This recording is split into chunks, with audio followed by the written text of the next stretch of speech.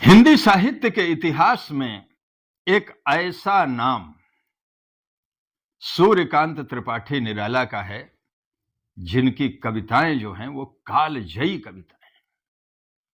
महाप्राण निराला की राम की शक्ति पूजा जो है, ये आरपीएससी फर्स्ट ग्रेड के कोर्स में, असिस्टेंट प्रोफेसर के कोर्स में और तमाम यूनिवर्सिटी के एमए के कोर्स में राम की शक्ति पूजा चलती है।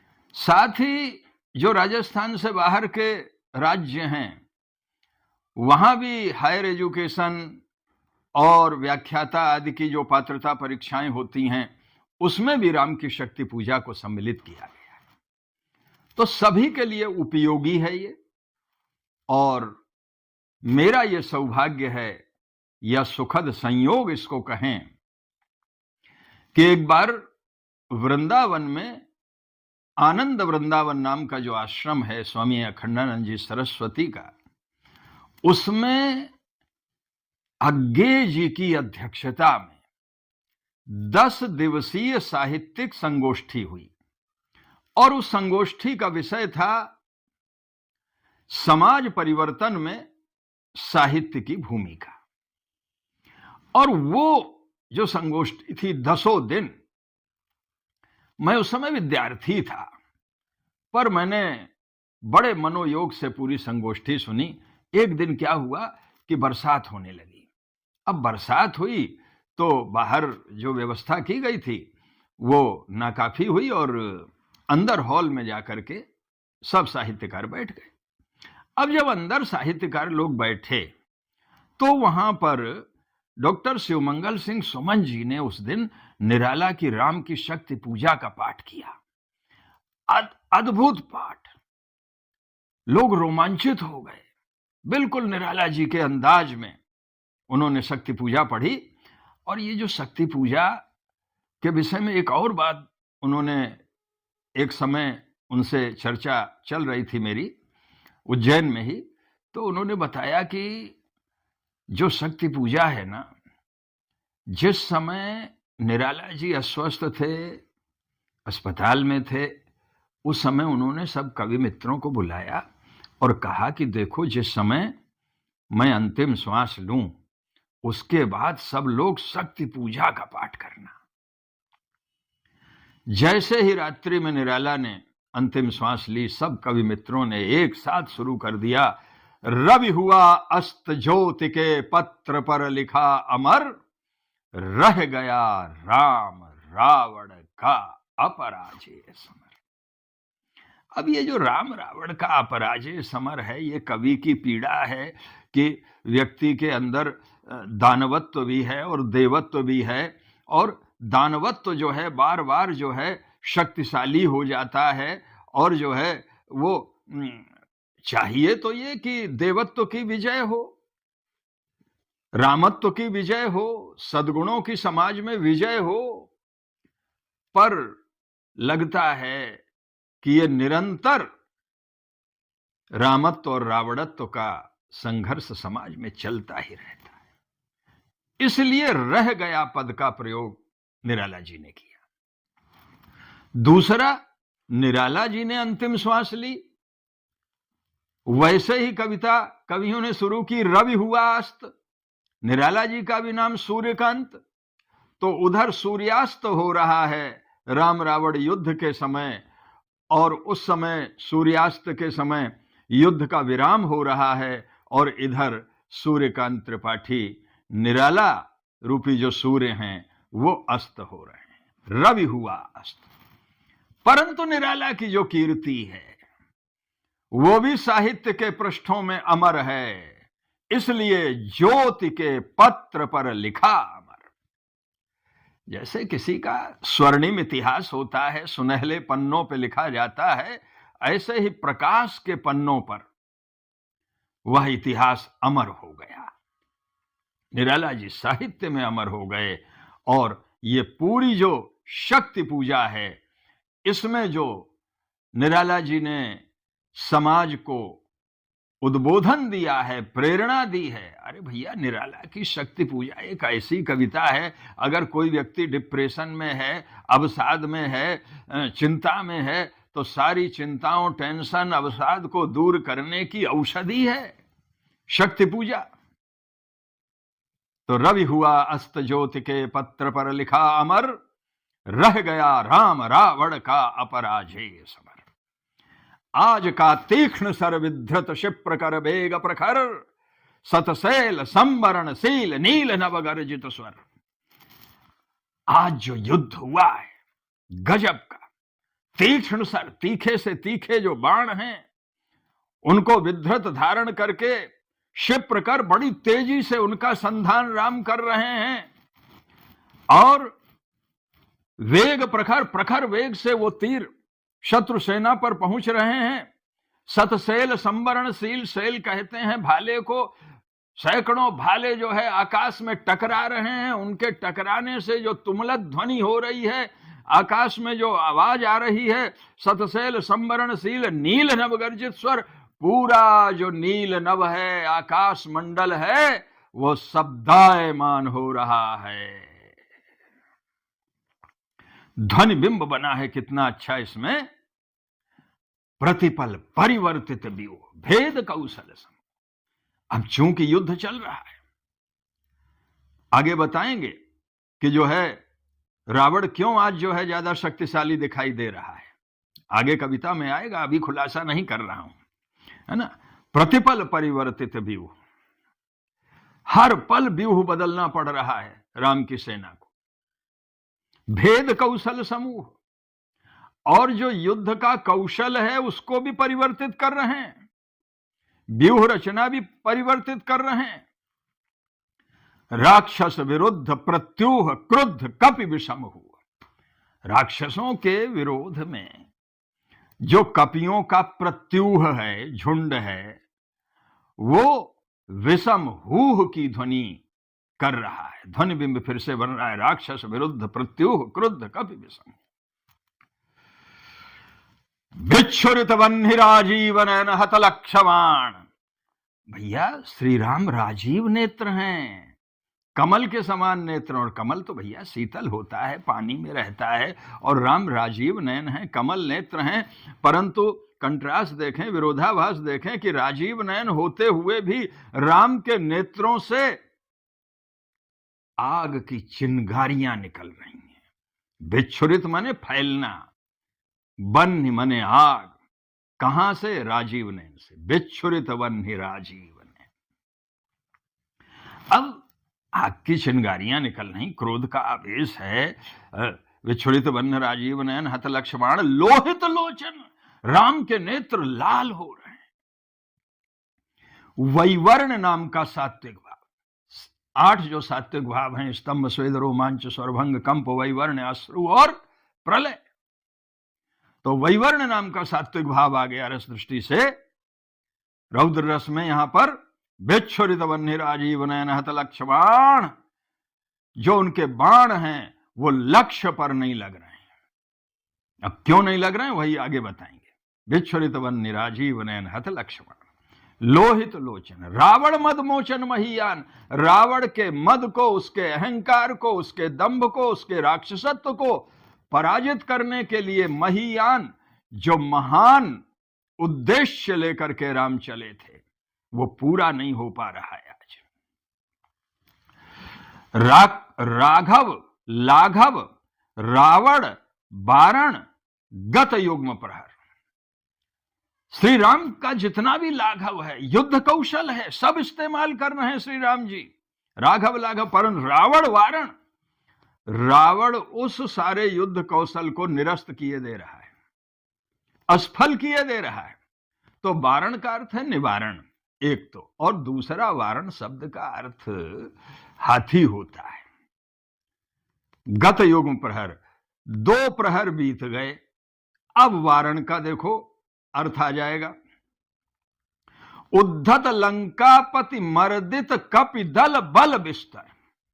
जो उद्धत लंकापति है रावण, वो मर्दित कपिदल बल बिस्तर, जैसे मदमस्त हाथी पैरों से कुचलता चला जाता है, उसी तरह से रावण रूपी जो वारण है, हाथी है, वो कपिदल बल बिस्तर, कपियों के दल मने समूह के बल को, विस्तार को मर्दित करता हुआ चला जा रहा है। अनिमेष राम विश्वजित सर भंग भाव, विद्धांग बद्ध कोदंड मुष्टि खर रुधिर श्राव। जो राम जी है ना, वो अनिमेष होकर के देख रहे हैं, निर्निमेष होकर के देख रहे हैं, अपलक होकर के देख रहे हैं कि ये हो क्या रहा है, कि विश्वजित सर, ऐसे मेरे बाण जिनके अंदर पूरे विश्व को जीतने की सामर्थ्य है, वायव्यास्त्र है, पर्जन्यास्त्र है, अग्नेयास्त्र है, वो सारे मेरे जो सर हैं वो भंग भाव, टूट रहे हैं, असफल हो रहे हैं, लक्ष्य पर नहीं लग रहे हैं। तो अनिमेष होकर के, निर्निमेष होकर के, आश्चर्यचकित होकर के राम देख रहे हैं। अनिमेष राम विश्वजित दिव्य सर, जो दिव्यास्त्र हैं उनको भंग होते हुए देख रहे हैं। विद्धांग बद्ध कोदंड, राम के कई जगह जो आयुध लगे हैं उसके कारण से जो घाव हुए हैं, उनमें से रक्त का स्राव हो रहा है, खून बह रहा है।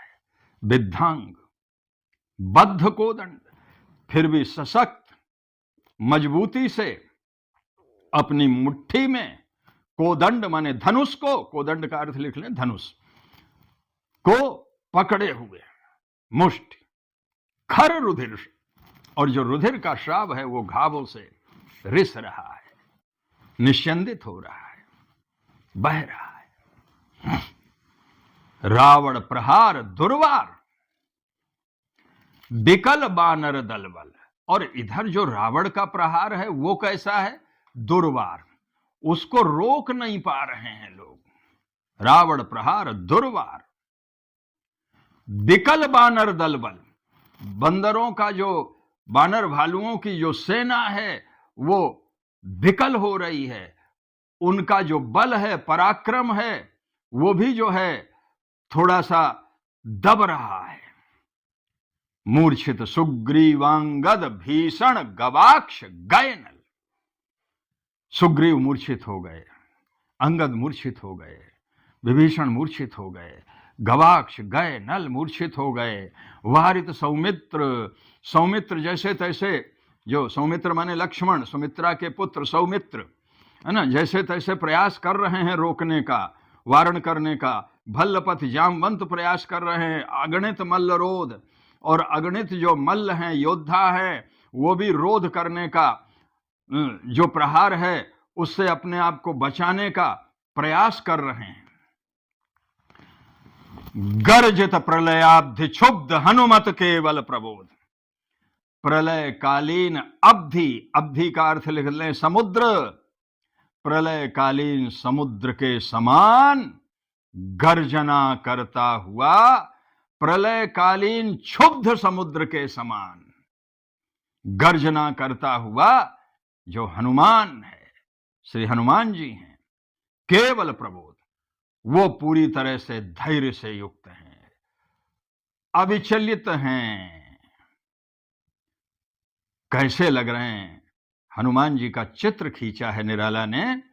उदगीरित वन्य भीम पर्वत कपि चतुः प्रहर, ऐसा विशाल काय पर्वत, भीम पर्वत माने विशाल पर्वत है ना, उदगीरित वन्य, जिस पर्वत में से शोले बह रहे हो, लावा बह रहा हो, अर्थात ज्वालामुखी, जैसे पर्वत में से ज्वालामुखी फूट रहा हो, इस प्रकार से हनुमान जी युद्ध की सेना में लग रहे थे। उदगीरित वन्य भीम पर्वत कपि चतुः प्रहर, चारों प्रहर इस प्रकार से हनुमान जी युद्ध करते रहे, डट करके मुकाबला करते रहे। लुप्तोपमा अलंकार हो। जानकी भीर उर आशा भर रावण संबर, जानकी डरी हुई हैं कि ये हो क्या रहा है, राम के बाण असफल हो रहे हैं, और जो है ना लक्ष्य पर नहीं लग रहे हैं। तो अब जो डरी हुई जानकी है, उनके अंदर आशा का संचार हनुमान जी के कर्तव्य से हो रहा है, उनके कौशल से हो रहा है। जानकी भीर उर आशा भर रावण संबर। अब देखिए, यहां तक थोड़ा रौद्र का प्रसंग था, ओज गुण था, परुषावृत्ति थी, पर अब भाषा थोड़ी बदलेगी। देखें आप, लौटे युगदल, शाम हो गई और संध्या होते ही जो युद्ध है उसका विराम हो गया। अब न कोई जीता न कोई हारा और दोनों सेना लौट रही हैं। युगदल मतलब दोनों सेना, लौटे युगदल। अब राक्षस जब जा रहे हैं तो राक्षस पदतल पृथ्वी टलमल। राक्षस उछलते कूदते जा रहे हैं, जय जयकार करते जा रहे हैं। उनके नीचे जो धरती है वो कंपायमान हो रही है, टलमल हो रही है। राक्षस पदतल पृथ्वी टलमल, विध महोल्लास से बार बार आकाश विकल। विधाता के इस खेल से जो आकाश है वो विकल हो रहा है। अब यह आकाश थोड़ी विकल होगा, एक शब्द शक्ति होती है, उपादान लक्षणा। जैसे कहते हैं महल रो रहा है, तो महल थोड़ी रोएगा, महल में रहने वाले रो रहे हैं। उसी तरह से आकाश विकल हो रहा है, मतलब आकाश अंतरिक्ष में जो देव आदि हैं वो जो है विकल हो रहे हैं कि ये किस तरह का युद्ध हो रहा है, ये विधाता का कौन सा खेल है। विध महोल्लास से बार बार आकाश विकल। बानर वाहनी खिन्न लख निज पति चरण चिन्ह। जो बानरों की वाहनी है, वाहनी माने सेना, वो कैसे चल रही है? खिन्न है, उदास है, किसी के चेहरे पर मुस्कान और प्रसन्नता नहीं है, हंसी खुशी नहीं है, खिन्न है। लख निज पति चरण चिन्ह। निज पति माने श्री राम, श्री राम के चरण चिन्हों का अनुगमन करते हुए अपने चेहरे को लटकाए हुए बानरों की वाहिनी चली जा रही है। लख निज पति चरण चिन्ह। चल रही शिविर की ओर स्थिविर दल जो विभिन्न। उपमा दी, बंदरों की वाहिनी ऐसे चल रही थी जैसे बौद्ध भिक्षुकों की टोली चल रही हो। स्थविर दल माने बौद्ध भिक्षुकों की टोली। और विभिन्न, भाई अलग अलग दल हैं, अलग अलग सेना नायक हैं, तो एक टोली इधर से आ रही है, एक टोली इधर, तो जैसे विभिन्न बौद्ध भिक्षुकों की टोली जा रही हो, ऐसे सारे के सारे बानर लौट रहे हैं। अब देखो यहां पर एक मनोविज्ञान, विजय जो है वो उछल कूद मचाती है, और बानरों का तो स्वभाव है उछलना कूदना, परंतु आज अपने स्वभाव के विपरीत बिल्कुल शांत बौद्ध भिक्षुकों के समान लौट रहे हैं। उपमा अलंकार हो गया। अब क्या हो रहा है कि प्रशमित है वातावरण। देखो वातावरण की सृष्टि की, जिस समय निराशा है, जिस समय विजय नहीं मिली है, उस समय वातावरण जो है वो भी खुशनुमा नहीं है। एकदम जो है गंभीर वातावरण बना हुआ है, शांत वातावरण बना हुआ है? नमित मुख सांध्य कमल। श्री राम का मुख संध्याकालीन कमल के समान झुका हुआ है। यहां भी उपमा अलंकार हो गया। लक्ष्मण चिंतापल, लक्ष्मण के चेहरे पर भी चिंता की रेखाएं हैं। पीछे बानर वीर सकल, और सारे वीर बानर भी लक्ष्मण के पीछे पीछे चल रहे हैं। अब देखें, एकदम से ओज गुण से माधुर्य में प्रवेश करते हैं। भाव के अनुसार निराला की भाषा किस प्रकार से बदलती है आप देखें। पहले तो पूरा समास में गूंथ दिया जब ओज गुण की बात थी, और अब यमगणनम अनुनासिक ध्वनियों का प्रयोग कर दिया, माधुर्य आ गया। क्योंकि अब थोड़ा करुण प्रसंग है, थोड़ा सा जो है कोमलता की बात है। रघुनायक आगे अवनी पर नवनीत चरण।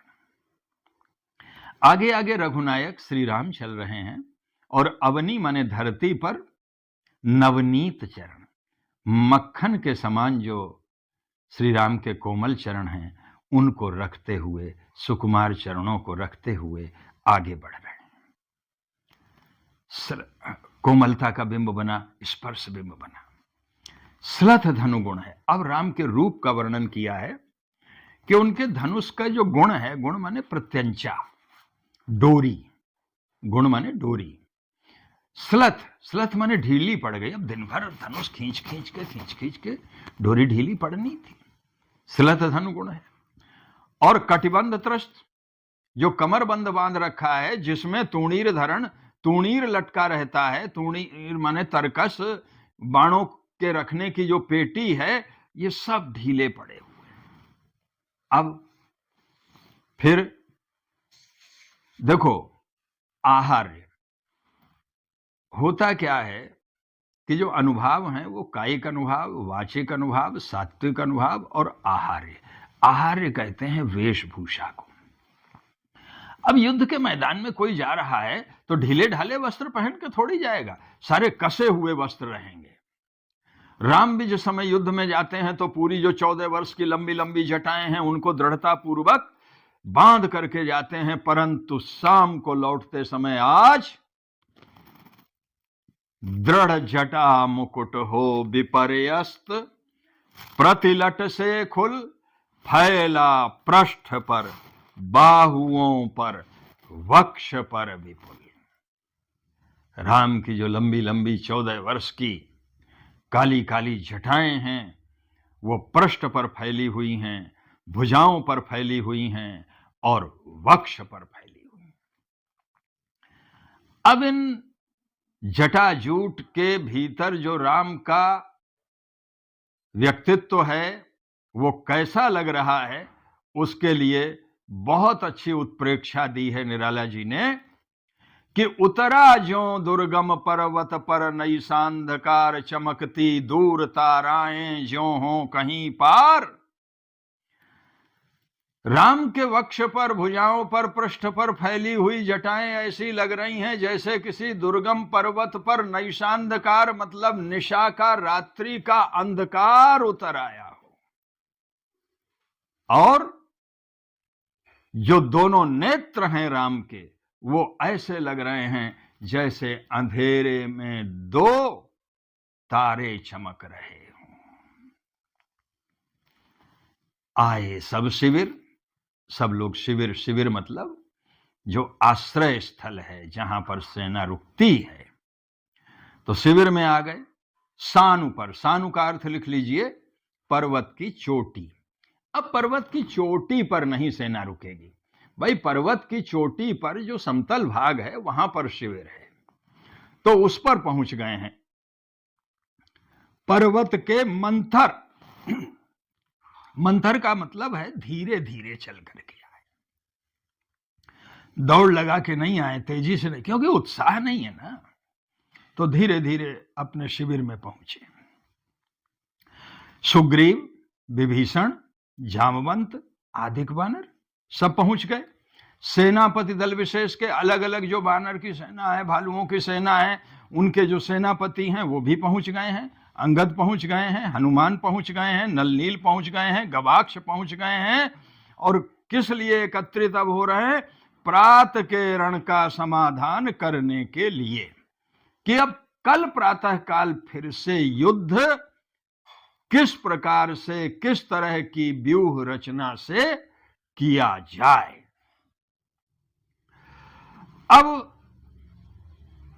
फिर वानर दल आश्रय स्थल, फिर से युद्ध कैसे किया जाए, और जो वानर दल है वो अपने आश्रय स्थल में जाकर के थोड़ा विश्राम कर लें, जिससे कि कल फिर से नई स्फूर्ति, नई ताजगी के साथ में युद्ध के मैदान में जा सकें। इधर राम बैठे हुए हैं, बैठे रघुकुल मणि। कहां बैठे हैं? श्वेत शिला पर, चाक्षुष बिंब, सफेद शिला पर बैठे हुए हैं। अब हनुमान जी ने क्या किया? निर्मल जल ले आए कर पद प्रक्षालनार्थ पटु हनुमान। जो परम सेवक राम के हनुमान जी हैं, बड़े चतुर हैं। वो निर्मल स्वच्छ जल श्री राम के कर माने हाथ और पद माने चरण, हाथ पैर धोने के लिए निर्मल जल लेकर के हनुमान जी आ गए।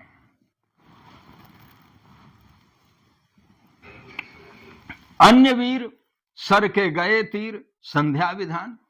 और जितने भी बानर भालू हैं उनको आदेश मिला कि संध्या सायंकालीन अपनी जो आराधना है, उपासना है, वो करें जा करके। तो सब सरोवर के किनारे जा करके सर के गए तीर, अन्य वीर सर के गए तीर संध्या विधान, तो संध्या विधान करने के लिए चले गए हैं।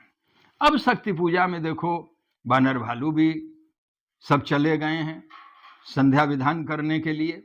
अब संध्या विधान करके लौटेंगे तब शक्ति पूजा आगे बढ़ेगी।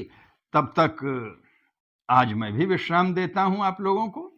और ये शक्ति पूजा जो है, ये जैसे जैसे आगे बढ़ती जाएगी आप देखेंगे इसकी भाषा की सामर्थ्य, इसमें शब्द शक्ति की सामर्थ्य। यहाँ भी जो आज पढ़ी है इसमें भी अविधा के साथ में लक्षणा का लालित्य, सारूपा लक्षणा भी आई है, क्योंकि उपमा भी इसमें, उपमा अलंकार, उत्प्रेक्षा अलंकार, रूपक अलंकार, अनुप्रास अलंकार, पद मैत्री, इन सब का प्रयोग इसमें हुआ है। तो आगे जब ये कविता बढ़ेगी तो किस तरह से भाव के अनुसार भाषा जो है आनुषंगिनी होकर के आगे बढ़ेगी, इसे हम आगे की वीडियो में देखेंगे। क्योंकि शक्ति पूजा बड़ी कालजयी रचना है। इसको न केवल जो विद्यार्थी हैं वो तो पढ़ेंगे ही, और लोग भी इसको जो अगर पढ़ते हैं, सुनते हैं, उनके लिए भी बहुत ही उपयोगी है। आप लोग इसको, अच्छी बातों को शेयर करना ही चाहिए। आप लोग शेयर करें, सब्सक्राइब करें। बहुत बहुत धन्यवाद।